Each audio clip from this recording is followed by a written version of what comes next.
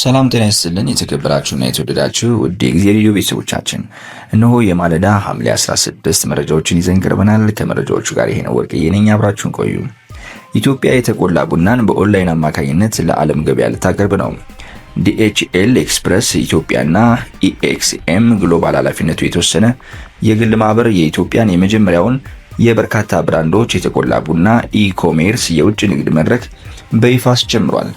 ይህ የሀገር ውስጥ ቡና ቆዮች ሙሉ የተቀናጀ የውጭ ንግድ መፍትሄ ተጠቃሚ እንዲሆንና የዓለም አቀፍ ገቢዎችን በቀጥታ እንዲያገኙ ያስችላቸዋል የተባለው ኢኤክስኤም ግሎባል ዋና ስራ አስፈጻሚ አቶ ኢምራን ኑር ሁሴን እንደተናገሩት ከሆነ በኢትዮጵያ ቡና ቆዮችና በዓለም ዙሪያ ባሉ የቡና አፍቃሪያን መካከል ቀጥተኛ ድልድይ ይፈጥራል የተባለው ዲጂታል ፈጠራን፣ የደንብ ተገዥነትን፣ ሙያዊ ብቃትንና የገበያ ተደራሽነትን በማጣመር የኢትዮጵያ ቡና ብራንዶች በዓለም አቀፍ ደረጃ ተወዳዳሪ እንዲሆኑ ለማድረግ ከፍተኛ እሴት በአገር ውስጥ እንዲቀርብ እየተደረገ ይገኛልም ብለዋል።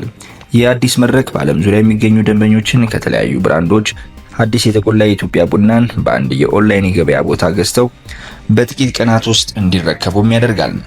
ደንበኞች 10 የኢትዮጵያ ቡና ብራንዶችን ማግኘት የሚችሉ ሲሆን ከስፔሻሊስት ቡናዎች ጀምሮ እስከ ከፍተኛ መጠን ያላቸው የንግድ ምርቶች ድረስ ማዘዝም ይችላሉ። ኢትዮጵያ የቡና መገኛ እንደመሆኗ በልዩ የቡና ምርቶቿ በዓለም አቀፍ ደረጃ ትታወቃለች። ይህ ተነሳሽነት የተቆላ ቡና ኤክስፖርትን በማበረታታት የሀገር ውስጥ ድርጅቶች ከዓለም አቀፉ ደንበኞች ጋር በቀጥታ እንዲገናኙና ከፍተኛ ኢኮኖሚ እሴት በሀገር ውስጥ እንዲቀርብ በማድረግ ረገድ ትልቅ እገዛ ያደርጋል ተብሎም ይጠበቃል።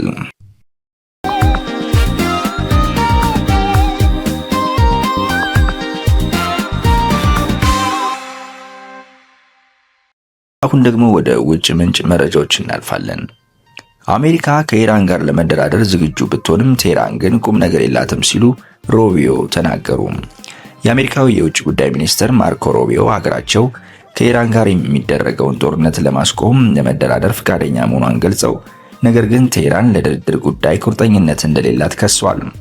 ሩቢዮ ሮብ ዕለት በማኒላ በተካሄደው የደቡብ ምስራቅ እስያ ሀገራት ማህበር ስብሰባ ላይ ስለ ኢራን ሲናገሩ የተደረጉት ቃል ኪዳኖች እስከተከበሩ ድረስ አሜሪካ አዎንታዊ ገንቢ በሆኑ ድርድሮችና ውይይቶች ለመሳተፍ ዝግጁና ፈቃደኛ ሆና ትቀጥላለች ብለዋል። አሁን እያጋጠመን ያለው ችግር ለድርድር ቁርጠኛ አለመሆናቸው ነው። እነሱ ቁርጠኛ ከሆኑ እኛም ቁርጠኛ ነን፣ ካልሆኑ ግን የራሳችንንና የአጋሮቻችንን ጥቅም ለማስጠበቅ አስፈላጊውን እርምጃ እንወስዳለን ሲሉ በፊሊፒንስ ዋና ከተማ በተካሄደው ጉባኤ ላይ ተናግረዋል። ሚኒስትሩ ይህንኑ የተናገሩት በአሜሪካ በኢራን ላይ ለ11ኛ ተከታታይ ምሽት ጥቃት ማድረሷን ተከትሎ ሲሆን በአገሪቱ የተለያዩ አካባቢዎችም ፍንዳታዎች ተሰምተዋል።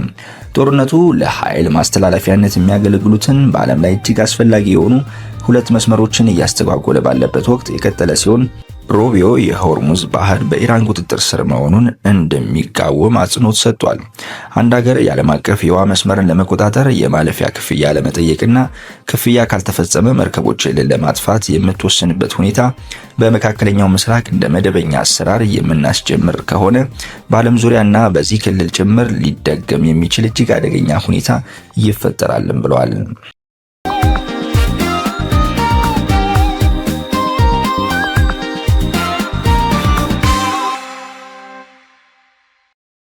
ሞሮኮ በሰሜናዊቷ የጣሊያን ከተማ ቦሎኛ ውስጥ በቁጥጥር ስር በሚውልበት ወቅት ሕይወቱን ያለፈውን የአገሪቱ ዜጋ ሞት አስመልክቶ የጣሊያን ባለስልጣናት ማብራሪያ እንዲሰጡ ጠየቀች። ይህ ክስተት በከተማዋ ከፍተኛ ተቋሙ እንዲቀሰቀስ ምክንያት ሆኗል። የሞሮኮ የውጭ ጉዳይ ሚኒስቴር እንዳስታወቀው የ42 ዓመቱን አብድራሂም ፋኪን ሞት ዝርዝር ሁኔታ በሙሉ እንዲያብራሩና ተጠያቂነት እንዲሰፍን የጣሊያን መንግስት ጠይቋል። ፋኪር በፖሊስ ተይዞ መሬት ላይ ከተጣለ በኋላ ሕይወቱ ማለፉን ተከትሎ ሚኒስተሩ ሮም የተገቢውን ሕጋዊ እርምጃ እንድትወስድ ጥሪ አቅርቧል። በተጨማሪም በጣሊያን በሚገኘው የሞሮኮ ኤምባሲ ባወጣው መግለጫ ክስተቱ ያጋጠመበት ሁኔታ በትክክለኝነት በአድሎ አልባነትና በግልጸኝነት በማጣራት በዚህ አሳዛኝ ድርጊት ላይ ሙሉ እውነታውን እንዲጋለጥ ማድረግ የሁሉንም ጥቅም ያስከብራል ሲል አስታውቋል። የጣሊያኗ ጠቅላይ ሚኒስትር ጆርጂና ሜሎኒ በኤክስ ማህበራዊ ሚዲያ ላይ ባሰፈረችው መልእክት የፋኪርን ሞት ተቀባይነት የሌለው በማለት እስከ መጨረሻው ድረስ እውነታው እንዲጣራ ጥሪ አቅርበዋል።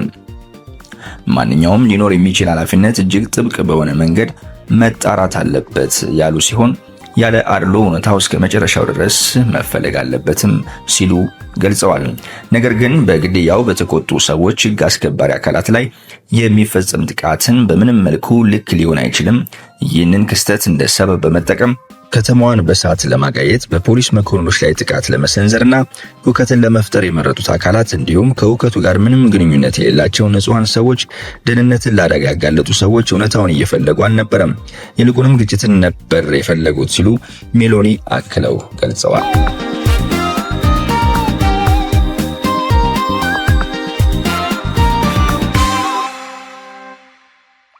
አሁን ደግሞ ወደ መረጥናቸው ስፖርታዊ አጫጭር መረጃዎች እናልፋለን። ሮድሪ ወደ ሪያል ማድሪድ ሊሄድ ይችላል ሲል ታዋቂው የስፖርት ጋዜጠኛ ፋብሪዚዮ ሮማኒዮ ተናገረ።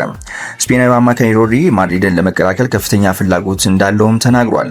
በማንቸስተር ሲቲ ውሉን እስካሁን ያላራዘመው ሮድሪ ወደ ሪያል ማድሪድ ለማቅናት የቻለውን ሁሉ ያደርጋልም ተብሏል። ሮድሪ ሪያል ማድሪድን እንዲቀላቀል ፍቃደኛ ያልሆኑት የክለቡ ፕሬዚዳንት ፍሎሬንቲኖ ፔሬዝ መሆናቸው ተነግሯል። ሮድሪ ወደ ስፔን መመለስና በሪያል ማድሪድ ማሊያ መጫወት አሁን ላይ ትልቁ ህልሙ መሆኑን ተገልጿል።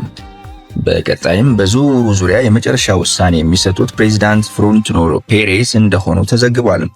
ዝውውሩ ማይሳካ ከሆነ ሮድሪ ማንቸስተር ሲቲ ያቀረበለትን አዲስ ኮንትራት ይፈርማል ተብሎም ይጠበቃል ሲል ፋብሪዚዮ ሮማኒዮ ተናግሯል።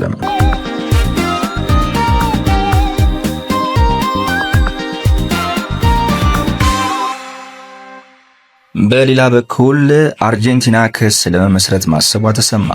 የአርጀንቲና እግር ኳስ ፌዴሬሽን ተጫዋቾችን ኢላማ ያደረገ ሐሰተኛ ዘመቻ ከፍተዋል ባላቸው ላይ ህጋዊ እርምጃ ለመውሰድ ማሰቡ ተገልጿል።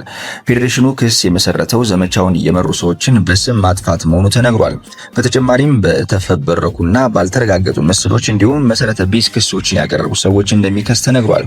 ህጋዊ እርምጃው ተቋምና ተደማጭነት ያላቸው ማህበራዊ ገጾች ላይ ብቻ ያተኮረ አለመሆኑ ተነግሯል። ለዘመቻው መስፋፋት አስተዋጽኦ ያደረጉ ግለሰቦች ያላቸው ተከታይ ታይቶ ክስ ይመሰረትባቸዋልም ተብሏል።